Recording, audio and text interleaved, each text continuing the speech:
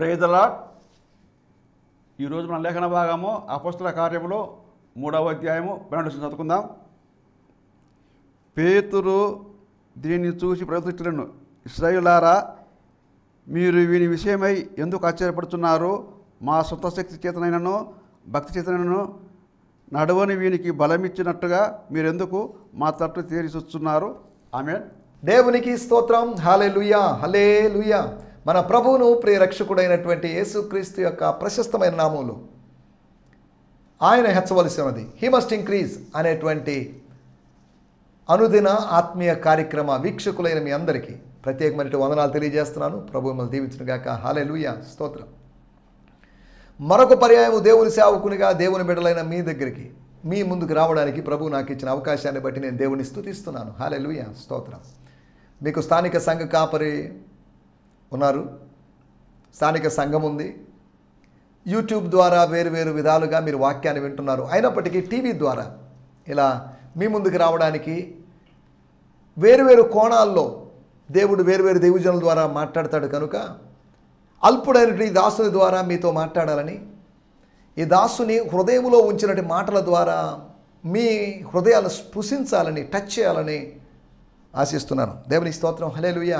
రండి, మనం ఈ సమయంలో దేవుని వాక్యాన్ని ధ్యానించుకుందాం. దేవుని వాక్యాన్ని ధ్యానించుకోబోతుండగా మన శ్రద్ధని మనం అటు ఇటు ఉంచినట్లయితే దేవుని వాక్యాన్ని క్యాచ్ చేయలేము. లింకులు మిస్ అయిపోతాయి.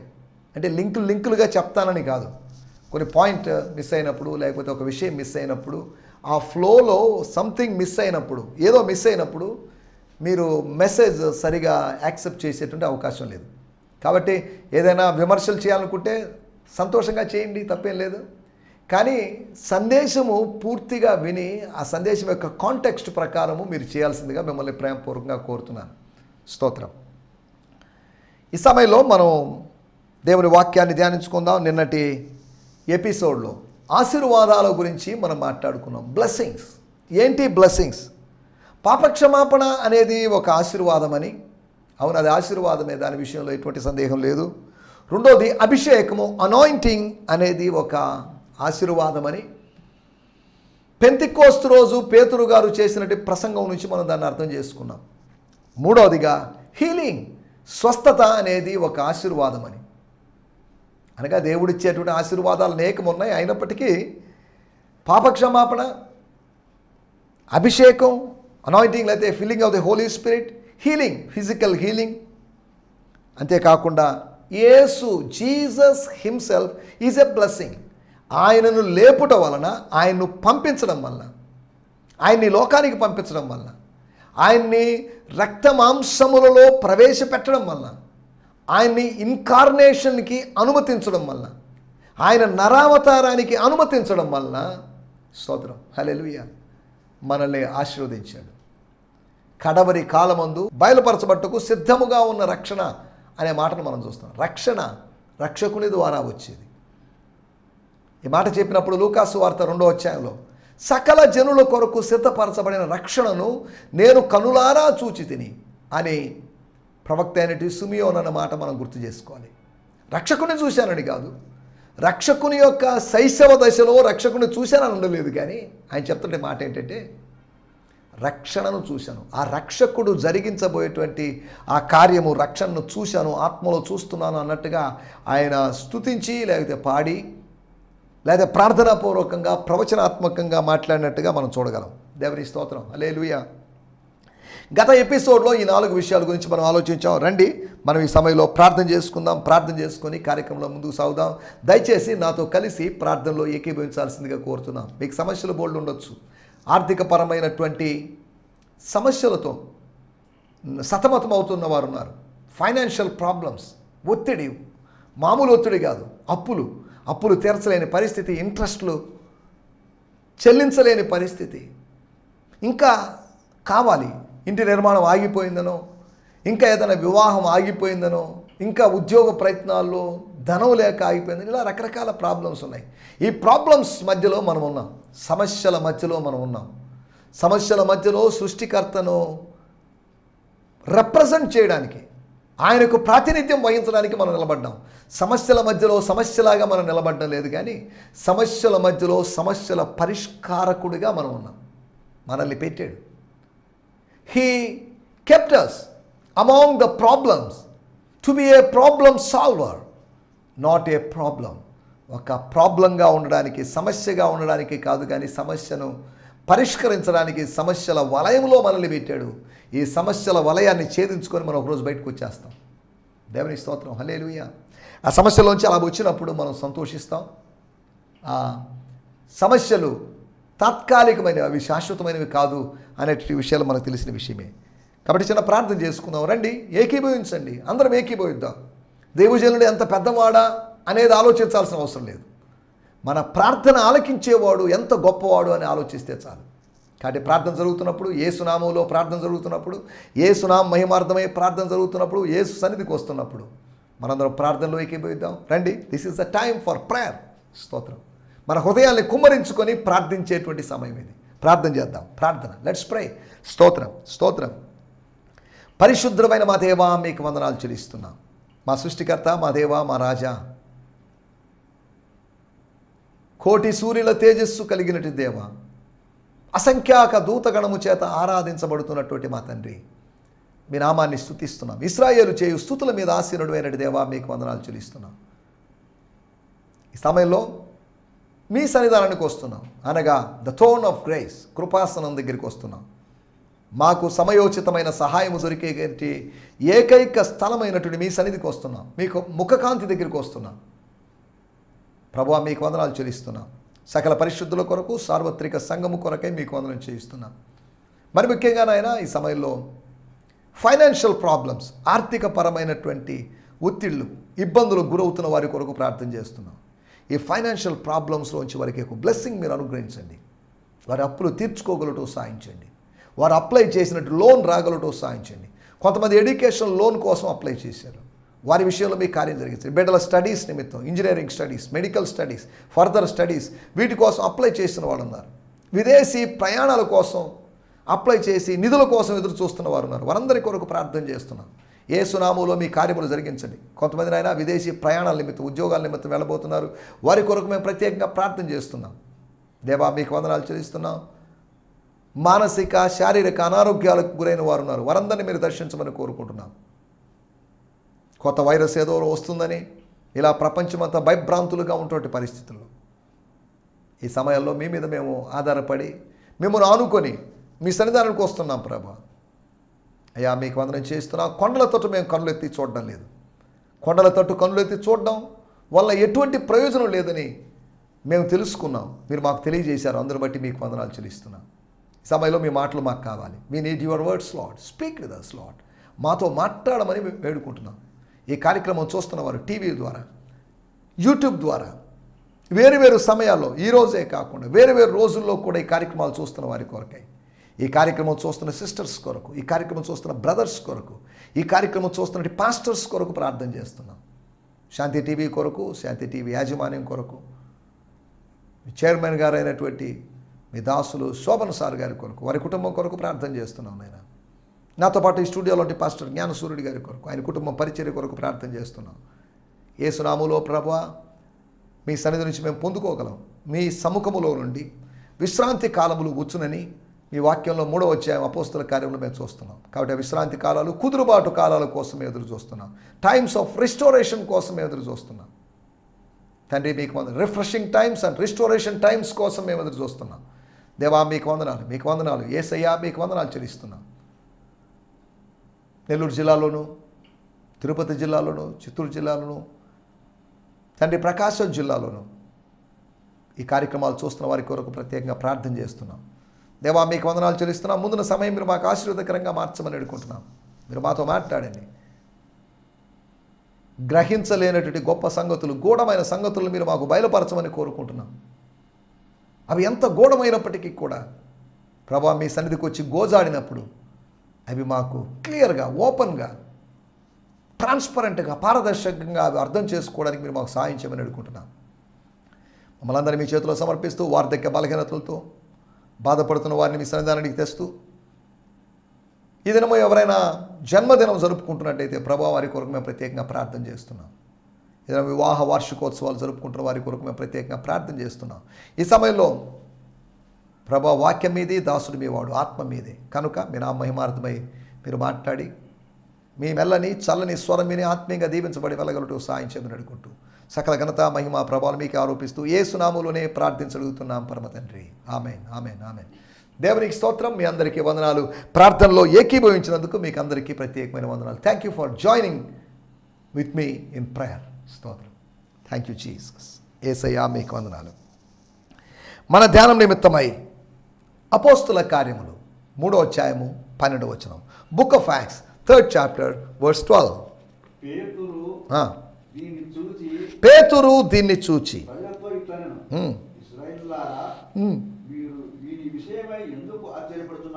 ఎస్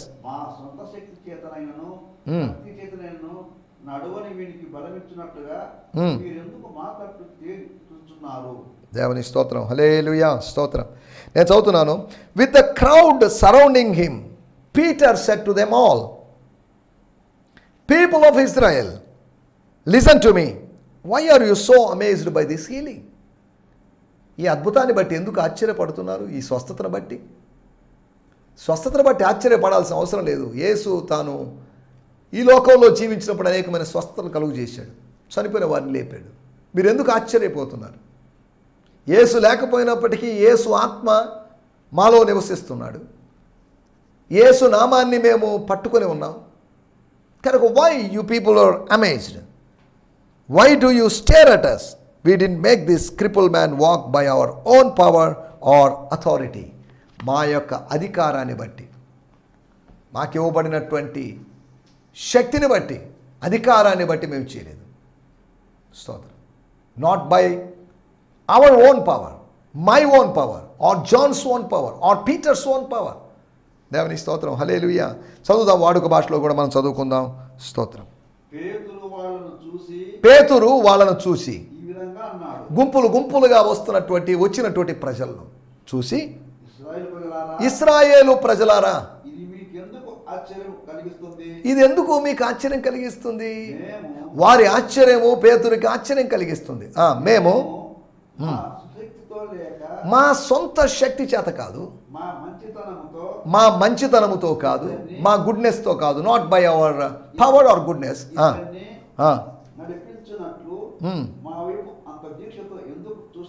మా వైపు ఎందుకు దీక్షతో చూస్తున్నారు? మా తట్టు తేరి చూస్తున్నారు, తదేకంగా చూస్తున్నారు. Why you people are looking at us? మమ్మల్ని చూస్తున్నారేంటి? కొత్తగా చూస్తున్నట్టుగా. మేము పాతోళ్ళమే కదా, మేము ఇక్కడి ప్రజలమే కదా, మమ్మల్ని ఎందుకు మీరు చూస్తున్నారు? What is the reason? స్తోత్రం. పేతురుకు తెలుసు ఆ ప్రశ్నకు వాళ్ళు సమాధానం చెప్పలేరని. స్తోత్రం. వాళ్ళు ఎందుకు చూస్తున్నారో అర్థం కావట్లేదు. ఒకప్పుడు మేము కూడా మీలాగా తేరి చూచిన వాళ్ళమే, కాకపోతే మనుషుల వైపు కాదు, ఆకాశం వైపు తేరి చూసిన వాళ్ళం. అదృశ్యమైపోయినటువంటి యేసు మళ్ళీ ప్రత్యక్షమవుతాడేమోనని, ఏ మేఘం ఆయన్ని కొనిపోయిందో అని, ఏ మేఘం ఎక్కడికి కొనిపోయిందో అని చెప్పేసి మేము అటువైపు చూసిన వాళ్ళమే. కానీ ఇద్దరు మనుషులు వచ్చి చెప్పేసరికి చూసేటువంటి పనిని ఆపేసి చేసేటువంటి పనిలోకి, అనగా ప్రార్థించేటువంటి పనిలోకి వచ్చాము అన్నట్లుగా పేతురు గారు మాట్లాడారు. స్తోత్రం. ఎంత ధైర్యంగా మాట్లాడుతున్నాడు చూడండి. పెంతెకోస్తు రోజు ధైర్యంగా మాట్లాడాడు, ఇప్పుడు కూడా అదే ధైర్యం. స్తోత్రం. వాళ్ళేదో ఇవన్నీ తేరి చూస్తే ఈయనకెందుకండి? చూసేవాళ్ళు చూసుకొని నష్టమే ఉంది. ఈయన ఇంతకుముందు కూడా చూసింటారు చాలామంది. ఒక మనిషిని అనేక మంది చూసే అవకాశం ఉంది. మనల్ని తరచుగా దేవాలయానికి వెళ్ళేవాళ్ళైతే, మీరు మా చర్చ్ మెంబర్ కదండి అని అనే అవకాశం ఉంది. దానికి ఎందుకు ఇంత ఫీల్ అవుతున్నారు? వాళ్ళ యొక్క చూపు, వాళ్ళు అతన్ని చూడడం ఆయనకి అనీజీగా అనిపించింది. Their looks or their watching, their observation annoyed Peter. Peter కాస్త ఇబ్బంది అనిపించింది. ఏంటి అదే పనిగా చూస్తున్నారు? ఒకవేళ ఒక పురుషుడు స్త్రీని అదే పనిగా చూస్తున్నాడు అనుకుందాం, ఏంటిది అని తాను భయపడే అవకాశం ఉంది, సిగ్గుపడే అవకాశం ఉంది, తను అనీజీగా ఫీల్ అవుతుంది. లేదా ఒక పురుషుణ్ణి ఒక స్త్రీ అలా చూసిన, ఒకరినొకరు అలా చూసిన, తదేకంగా చూసినప్పుడు ఇక్కడ పేతురు అంటున్నాడు, no need to look at అంటు us. మా వైపు చూడాల్సిన అవసరం లేదు, మా వైపు చూడొద్దు, మా వైపు చూడడం వల్ల ఏం ప్రయోజనం లేదు. యాకోబు కుమారులు ఒకరి ముఖాలు ఒకరు చూసుకుంటున్నారట, ఒకరి తట్టు ఒకరు చూసుకుంటున్నారట. అనగా తండ్రి ముఖం చూడకుండా, యాకోబు ముఖం చూడకుండా, ధాన్యాన్ని అనుగ్రహించుటకు శక్తి కలిగిన వాడు ధాన్యము సేకరించి ధాన్యాన్ని సప్లై చేస్తున్నాడు అయినటువంటి ఫరో దగ్గరికో లేకపోతే యోసేపు అనేటువంటి అధికారి వైపు చూడకుండా స్తోత్రం వాళ్ళ మొఖాలు ఒకరి మొఖాలు చిన్ననాటి నుంచి పరిచయం ఉన్న మొఖాలు ఒకే ఇంట్లో పెరిగినటువంటి మొఖాలు ఆ మొఖాలను చూసుకుంటే ఏమొస్తుంది? మీరు మా వైపు ఎందుకు చూస్తున్నారు? వాట్ ఈస్ దిస్ ఫూలిష్నెస్ అన్నట్లుగా. వాట్ ఈస్ ద రీజన్ చెప్పండి మీరు? జనాలు గుంపుగా కూడి రావడం, ఈ స్వస్థత పొందిన వ్యక్తి పేతురుని పట్టుకొని ఉండడం, జనాలు గుంపులుగా కూడి రావడం, ఇవన్నీ జనాలు అదే పనిగా చూడడం, ఇవన్నీ ఒక సువార్త ప్రకటనకు ద్వారాలు తెరిచాయి. మన వైపు జరిగేది, మన వైపు చూసేది, జనులు మనల్ని అబ్జర్వ్ చేసేది, మనల్ని చదవాలని ప్రయత్నం చేసేది, ఇవన్నీ మన సువార్త ప్రకటనకు తెరవబడిన దారాలుగా మారాలి. దాన్ని అడ్వాంటేజ్గా తీసుకోవాలి, దాన్ని ఆపర్చునిటీగా తీసుకోవాలి. Yes, this is the time to preach gospel. చెప్దాం, మనకు తెలిసిన మాటలు చెప్దాం. ఆ రోజు పెంతెకోస్తు రోజు నేను చెప్పాను, కొంతమంది రక్షింపబడ్డారు. అలాగైతే ఈరోజు అది ఏ రోజు మరి తెలియదు, కానీ ఆ రోజు ఆయన ప్రసంగం చేసినప్పుడు పెంతెకోస్తు రోజు చేసిన ప్రసంగం కన్నా ఇంచుమించు పవర్ఫుల్ మెసేజ్ లాగా మారింది అది. ఒకవేళ ఒక అందమైన ప్రసంగంగా పాయింట్స్తో అనాలిటికల్గా విశ్లేషణాత్మకంగా లేకపోవచ్చు, కానీ తన ప్రసంగంలో 14 వచనాల ప్రసంగంలో యేసును గురించి ప్రస్తావనలు చేసుకుంటూ వచ్చాడు. యేసు ఎవరు అని ఒకళ్ళు అడిగితే ఆ ప్రసంగంలో కనీసం 7 పాయింట్లు మనకు దొరికే అవకాశం ఉంది. దాని గురించి మనం మాట్లాడుకోబోతాం కూడా రాబోయే ఎపిసోడ్లో. స్తోత్రం స్తోత్రం హల్లెలూయా. మనం ఆలోచిస్తున్న విషయాలు జాగ్రత్తగా వచ్చేద్దాం. స్తోత్రం, జాగ్రత్తగా ఆలోచిద్దాం. సొంత విషయాలు ఏంటి? సొంత విషయాలు ఇక్కడ మనం చదువుకున్న విషయం సొంత శక్తి చేత కాదు. ఈ మాట చెప్పినప్పుడు జకర్యా గ్రంథము 4వ అధ్యాయం 8వ వచనం, శక్తి చేతను బలము చేతను కాదు, నా ఆత్మ వలనే ఇది జరుగునని సైన్యములకు అధిపతియగు యెహోవా సెలవిచ్చుచున్నాడు. ఇది అంటే ఏంటి? శక్తి చేత కాదు, బలము చేత కాదు. శక్తి చేత, బలము చేత. శక్తి బలము ఇంచుమించు ఒకటే. శక్తియాలల్లా సైన్యత్తాలల్లా అని మలయాళంలో రాయబడింది. అనగా శక్తి చేత కాదు, సైన్యము చేత కాదు, సైనిక బలము చేత కాదు, సామాన్య జనుల యొక్క బలముతో కాదు, నిర్మాణకుల యొక్క బలముతో కాదు, యెహోవా ఆత్మ ద్వారా. యెహోవా ఆత్మ ద్వారా భౌతికమైన నిర్మాణం జరుగుతుంది. భౌతికమైన దేవాలయ నిర్మాణం జరుగుతుంది. 18 సంవత్సరాలు అయినప్పటికీ వచ్చి బబులోన్ నుంచి వచ్చి, అనగా బబులోన్ నుంచి వెళ్ళి వచ్చి ఇంచుమించు 88 సంవత్సరాలు అయినప్పటికీ కూడా ఉలుకు పలుకు లేకుండా, మందిరాన్ని గురించిన దర్శనం లేకుండా, మందిరం గురించిన దర్శనం కోల్పోయినటువంటి ఇశ్రాయేలు ప్రజలను ఉద్దేశించి ఆయన మాట్లాడుతున్న మాటలు. జెరుబ్బాబెల్ అనే వ్యక్తి ఉన్నాడు, ఆయన ఈ పని చేస్తాడు. ఆయన స్తోత్రం నెహెమ్యా లాంటి వ్యక్తి, నెహెమ్యా ఎజ్రా లాంటి వ్యక్తి. ఈ రోజుల్లో కూడా దేవుడు జెరుబ్బాబెలును, కొరేషులను, అంతేకాకుండా నెహెమ్యాలను, వీళ్ళని దేవుడు లేవనెత్తుతున్నాడు. God is raising people like Nehemiah, people like Ezra and people like Zerubbabel. These people are constructing people. నిర్మాణకులైనటువంటి, నిర్మాణ దర్శనం, నిర్మాణ దృక్పథం కలిగిన వాళ్ళు, నాశన దృక్పథం కాదు. They want to build something. They want God's inheritance. They want to build something. They want to build ministry. They want to build God's kingdom. స్తోత్రం హల్లెలూయా. స్తోత్రం. మన ఇక్కడ ఆలోచిస్తున్న విషయాలు సొంత విషయాలు. ఒకటి, సొంత శక్తి కాదు. ఒకవేళ మాకేదైనా శక్తి ఉందంటే అపోస్తల కార్యములు 1వ అధ్యాయం 8వ వచనంలో ఉన్నట్టుగా పైనుండి, అనగా పరలోకము నుంచి పరిశుద్ధాత్ముడు కుమ్మరించబడ్డాడు. పరిశుద్ధాత్మ బాప్తీసపు అనుభవంలోకి వచ్చాం కనుక మేము శక్తిని పొందాం. We were filled with power. We are not, once upon a time we were powerless, but we are powerful. స్తోత్రం హల్లెలూయా. పరిశుద్ధాత్ముడు మీ మీదకు వచ్చినప్పుడు, శిష్యుల మీదకు వచ్చినప్పుడు, అపోస్తుల మీదకు వచ్చినప్పుడు వారు శక్తిని పొందారు. ఆయన పైకి వచ్చినప్పుడు, అనగా లోనికి వచ్చినప్పుడు శక్తిహీనులుగా వాళ్ళు ఉండలేదు. శక్తిహీనులకు బలాభివృద్ధిని కలుగు చేసేటువంటి దేవుడు, వాళ్ళని ఎంపవర్ చేసేటువంటి దేవుడు, వాళ్ళని స్ట్రెంగ్త్తో నింపేటువంటి దేవుడు. దేవుని స్తోత్రం హల్లెలూయా. మనకి ఆలోచిస్తున్నట్టు విషయం సొంత శక్తి కాదు, ఇట్ ఈస్ గాడ్స్ పవర్. స్తోత్రం. రెండో విషయం నేను మీకు జ్ఞాపకం చేస్తాను. ఇక్కడ పేతురు గారు చెప్పిన మాట, సొంత శక్తి చేత కాదు, సొంత భక్తి చేత కాదు. Not by our own devotion. మేము చేసే భక్తి కార్యక్రమాలు, మేము చేసే భక్తి కార్యాల వలన కాదు. ఈ మిరకల్ జరిగింది ఇక్కడ అపోస్తల కార్యములు 2వ అధ్యాయంలో 43వ వచనంలో మనం గమనిస్తే, అప్పుడు ప్రతి వానికి భయం కలిగింది. ఎందుకు అంటే, మరియు అనేకమైన మహత్కార్యములను సూచక్రియలను అపోస్తలుల ద్వారా జరిగాయి. యేసు ద్వారా జరిగాయి, ఏలియా ద్వారా జరిగాయి, ఎలీషా ద్వారా జరిగాయి, మోషే ద్వారా జరిగాయి, బాగానే ఉంది. కానీ అంత్య దినాల్లో ఆ మొదటి శతాబ్దంలో అపోస్తలుల ద్వారా కార్యాలు జరిగేసరికి అనేకులు ఆశ్చర్యపోయారు. సామాన్యమైనటువంటి అపోస్తలు, సాధారణమైన మనుషులైన అపోస్తలు వీళ్ళెందుకు ఇలా చేస్తున్నారు, why these people are doing such miracles అన్నటువంటి ప్రశ్నలు వాళ్ళ మనసులో ఉదయించాయి. స్తోత్రం. మనకి ఆలోచిస్తున్న విషయాలు. స్తోత్రం. హల్లెలూయా. సొంత భక్తి కాదు, భక్తి గలవారమని చెప్పుకుంటూ కొంతమంది దాని శక్తిని ఆశ్రయించని వాళ్ళు ఉన్నారు. కానీ మేము ఒకవేళ భక్తి ఉందనుకుంటే మా భక్తి కాదు, ఇది దేవుడు మాకు అనుగ్రహించిన భక్తి, సంతుష్టి సహితమైనటువంటి దేవుభక్తి, గాడ్లీనెస్ విత్ కాంటెంట్మెంట్, ఒక తృప్తి. దేవుని స్తోత్రం. దేవుడు మాకు అన్నీ ఇచ్చాడండి. దేవుడు మాకు ఇల్లు ఇచ్చాడండి, దేవుడు మాకు చర్చ్ ఇచ్చాడండి, దేవుడు ఒక వాహనం ఇచ్చాడండి, దేవుడు పిల్లలకు విద్యాభ్యాసం ఇచ్చాడండి, దేవుడు పిల్లల వివాహాలు చేయించాడండి. ఒక సంతృప్తితో కూడుకున్నట్టు జీవితం మనకు కావాలి, సాటిస్ఫైడ్ లైఫ్ కావాలి. చాలామందికి అది లేదు. ఏమి ఇచ్చాడు, ఏం చేశాడు. ఒక ముస్లిం కుటుంబంలో నుంచి కన్వర్ట్ అయినటువంటి మారినటువంటి ఒక సహోదరిని నేను ఎరుగుదును.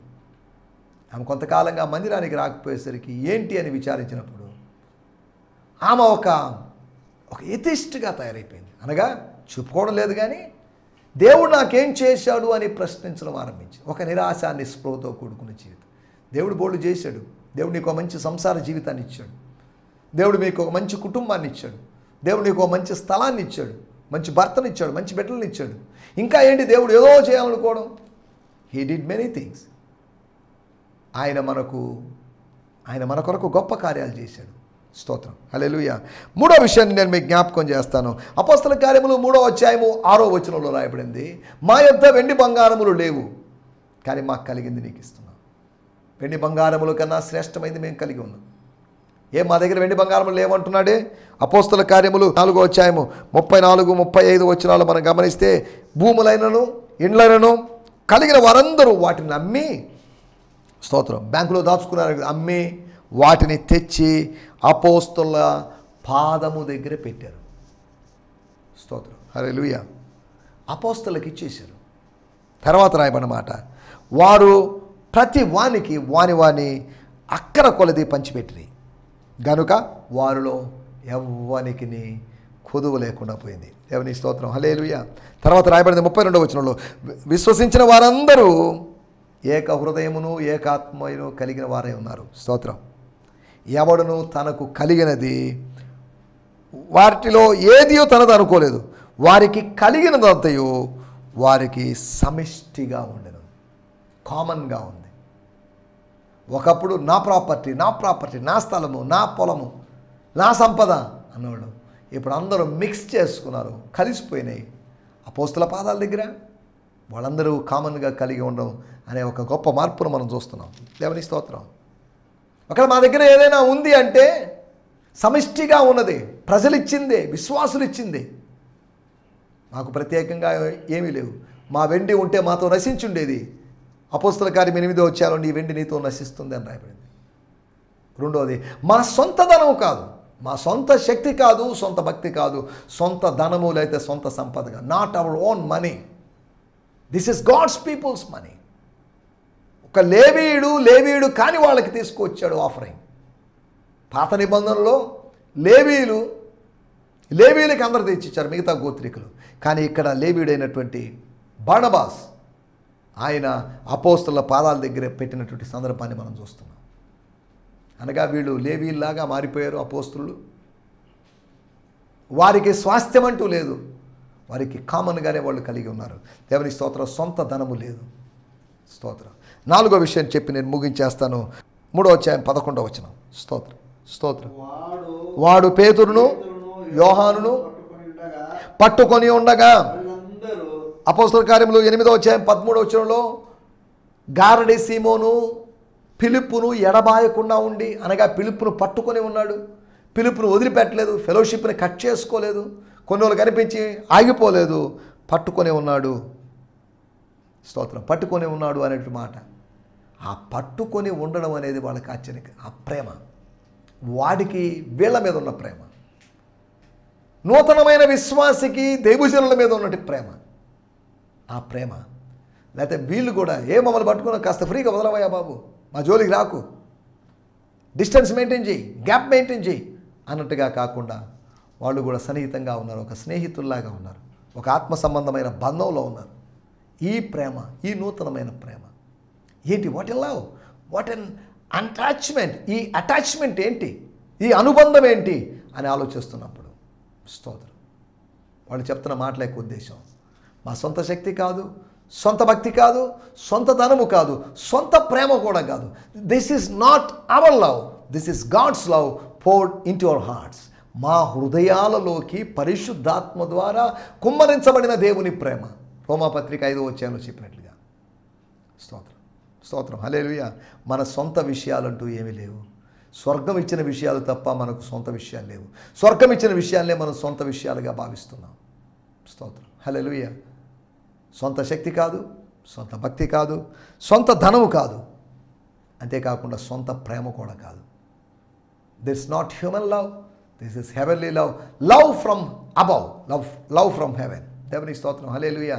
కాబట్టి సొంత విషయాలను పక్కన పెట్టేసి సమిష్టిగా ఉన్న విషయాల గురించి మాట్లాడుకుంటూ, స్వర్గపు విషయాలను మాట్లాడుకుంటూ ముందుకెళ్ళడానికి ప్రభు మనకందరికీ సహాయం చేయునుగాక. ఆమేన్. హల్లెలూయా. స్తోత్రం.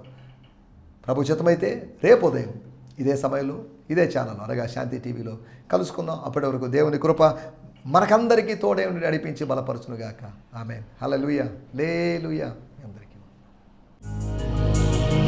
ఈ సందేశము మీకు ఆశీర్వాదకరంగా ఉందని నమ్ముచున్నాము.